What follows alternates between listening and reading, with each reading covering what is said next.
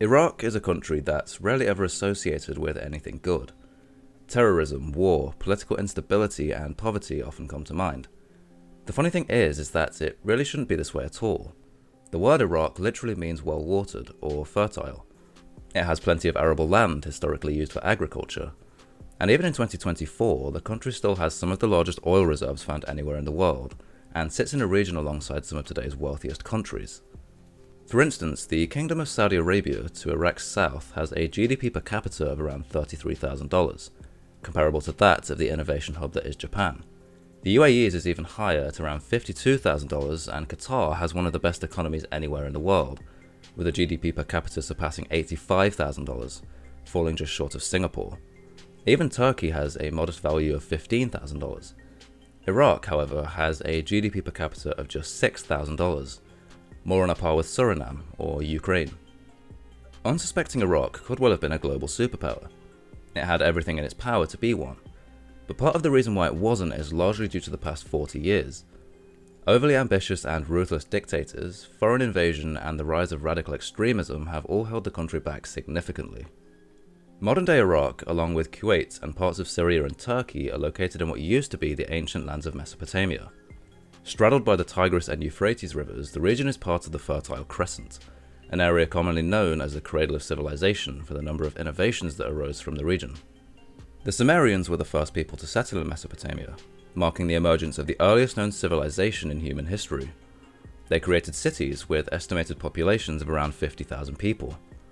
They also developed the first known system of writing, a language linguistically separate from any other modern language, and rivaling only ancient Chinese scriptures by age.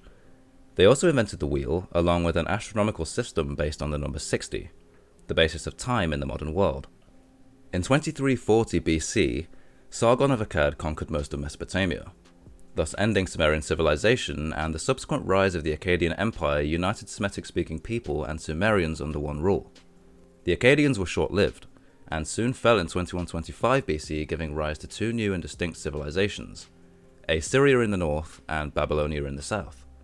The fall of the Akkadians and the rise of the Babylonian Empire ushered in a new era for its people.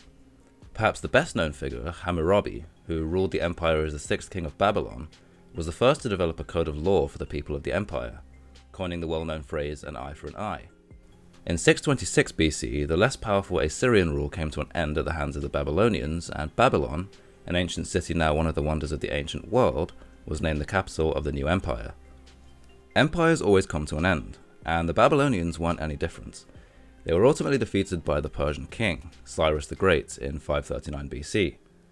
Mesopotamia would then face a long era of subsequent conquests from foreign invaders until the birth of Islam in 610 CE during the era of Prophet Muhammad, along with the establishment of the Caliphate, meaning succession, following his death. The Rashidun were the first caliphate to lead the Islamic world, and its fourth and final caliph, Ali ibn Abi Talib, or just Ali, moved his capital from the holy city of Medina to Kufa, in modern-day Iraq. It was around this time when Arabs in the region first started using the name Iraq, meaning fertile. Islam exploded around the world, and less than 100 years following its birth, the Islamic world constituted not only the entire Middle East and much of Central Asia, but also North Africa and the Iberian Peninsula as well. Pilgrims visiting ancient Arabia, specifically the holy cities of Mecca and Medina, facilitated exchange of ideas and cultures between different civilizations throughout the Arab and Muslim world, marking the beginning of the Golden Age of Islam, with Arabic emerging as its lingua franca. This Golden Age lasted from the 8th century through to the early 13th century, and during this time, scholars across the Islamic world, notably in the cities of Baghdad, Cairo, and Cordoba, made pioneering discoveries and contributions to many fields, such as philosophy, literature, science, medicine, mathematics, astronomy, and arts. In 859 CE, a Tunisian-born woman by the name of Fatima al-Fihri founded the world's first ever university, the University of Al-Qarawiyyin, in Fez, Morocco, which later developed into one of the leading and spiritual educational institutions of the Islamic Golden Age, later becoming part of a UNESCO World Heritage Site. The centuries following the Islamic Golden Age would see the city of Baghdad sacked and destroyed by Mongol invasion with subsequent rule by various Persian and Turkic dynasties. It ultimately fell into the hands of the Ottomans for most of the following centuries until World War I, throughout which the region was divided into three distinct provinces, Baghdad, Mosul, and Basra. It was at this point that the Ottomans made the fateful decision to join the war on the side of the Central Powers, and following the empire's collapse, the entire region was carved up by the British and the French, as per the Treaty of Sèvres. Iraq, along with Kuwait, Jordan and Palestine, would become British mandates, and Syria would be mandated by the French.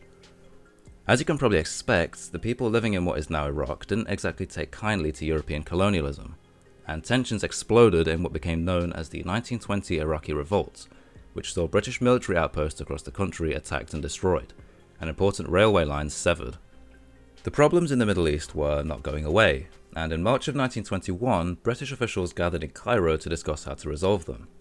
Following the meetings, the British proclaimed King Faisal, a member of the Hashemite family, as ruler of Iraq, seeing that he was an Arab nationalist who traced his bloodline to the late Prophet Muhammad. 10 years later, in 1932, the sovereign state of Iraq was born, with King Faisal as its ruling monarch, although the country was deeply troubled. Instability in the region reached a boiling point when Faisal died a year later in 1933 and was succeeded by his son Ghazi. Seen as little more than a puppet of the British, an unsuccessful coup was staged by General Bakr Sidki, whose policies led to his assassination in 1937.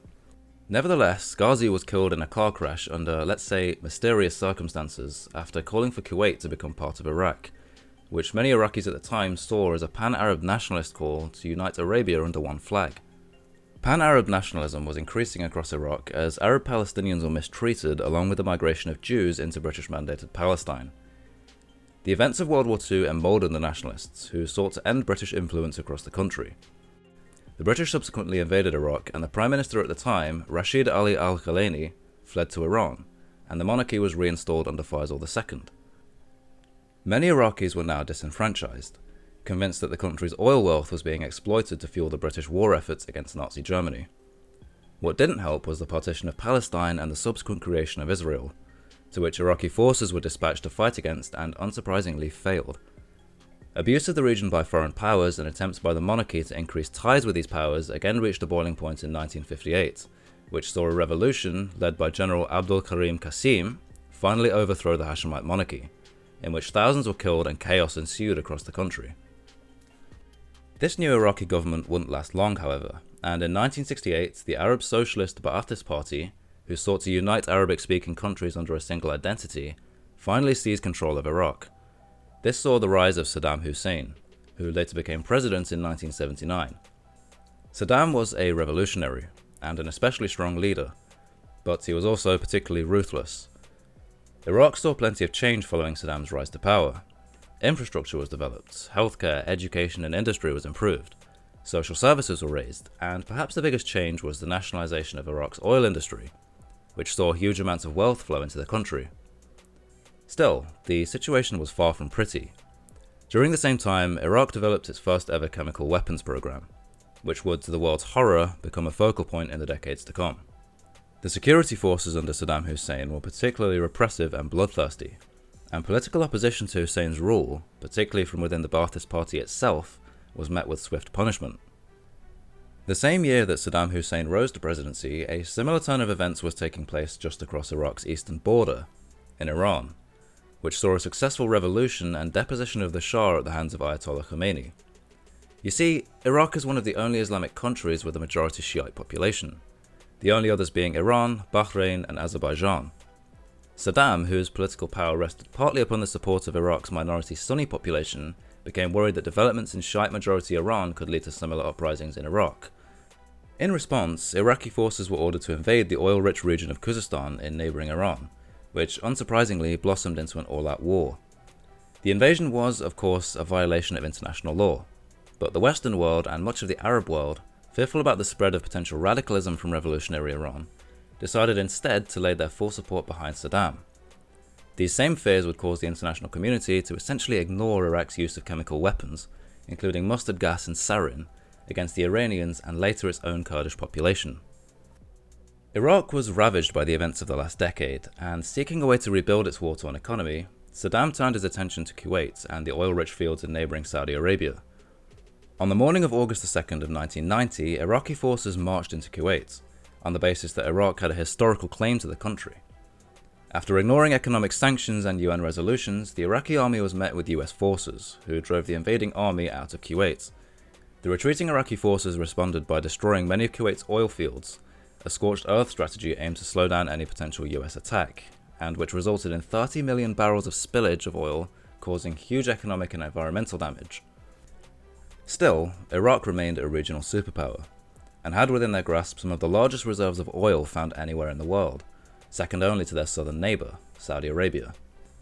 Following the September 11th attacks and the subsequent invasion of Afghanistan, members of the Bush administration claimed that the Hussein government had ties to Osama bin Laden's Al-Qaeda, with the then US President George W. Bush naming Iraq as part of his so-called axis of evil, alongside only Iran and North Korea. The Bush administration later declared that Iraq was supporting terrorism and, more importantly, developing weapons of mass destruction, a claim that is still unsubstantiated to this day. On these pretenses, a joint US-UK-led coalition invaded Iraq, and within weeks the Iraqi government and its military wing had been toppled. Saddam Hussein had nowhere to go, and was executed in 2006, and with nobody to fill the void, sectarian violence erupted across the country. Hundreds of thousands were killed as a result, millions displaced with millions more as refugees, an economy that had been ravaged by years of warfare, and the emergence of religious extremist groups, such as ISIS, who used the power void to entrench themselves and promote their radical ideology across the region, were all part of the problem. The Americans put in place a new political system, which aimed to distribute government positions among different ethnic and religious groups, with the goal of preventing a single group from dominating and to promote cooperation between groups. This didn't exactly work the way it was supposed to, and instead resulted in corruption, as positions were filled based on religious and ethnic lines rather than merit. Fast forward to today, and it's not all bad, although a lot still needs to be done to rebuild the country following the violence and chaos it has become home to in recent decades. Iraq is currently enjoying its most stable period since the US invasion and ISIS, with armed violence becoming much more localized and sporadic. As of 2024, IS is estimated to only have a handful of roughly 500 fighters at its disposal and is struggling to recruit more. And whilst this is difficult to prove, it would make sense given the loss of their final stronghold of al-Bakuz in neighbouring Syria. As you might also expect, the Iraqi economy is still almost entirely dependent on oil exports, of which it makes up a staggering 67%, putting the entire economy at the mercy of global oil prices. And given that there is little effort to diversify, long-term planning becomes incredibly difficult, with high unemployment rates and widespread corruption rife. To put this into perspective, Iraq's southern neighbour, Saudi Arabia, is a country largely built on a global need for oil, and it has capitalised on that need to become one of the wealthiest nations anywhere in the world. Having said all that, oil represents a significantly lower yet still high 40% of its total GDP, as it aims to diversify its economy as part of its ambitious Vision 2030 plan. Oil prices are volatile. For instance, after the Yom Kippur War of 1973, which saw Egyptian and Syrian armies defeated by Israeli forces, an embargo was placed on the United States by the Arab countries in response to its support for Israel during the war. Catastrophically for most of the world, global oil prices skyrocketed, with the cost of a barrel almost quadrupling within a single year and remaining high for the rest of the decade. On the other hand, Saudi Arabia's economy exploded, and wealth poured into the country. But the opposite is also true, and if oil prices are ever to crash again as they did when coronavirus hit in 2020, Iraq could suffer economic damage on a scale never seen before in its history. Combine this with Iraq's agriculture industry suffering due to climate change, there could be nowhere to run. Iraq has made progress, more than most people would have thought given that it was on the verge of collapse just a decade ago. It is slowly but surely pulling itself out of the hole that it finds itself in, but there is still much to be done to make the country competitive again and restore it to the once prosperous days of the Babylonians.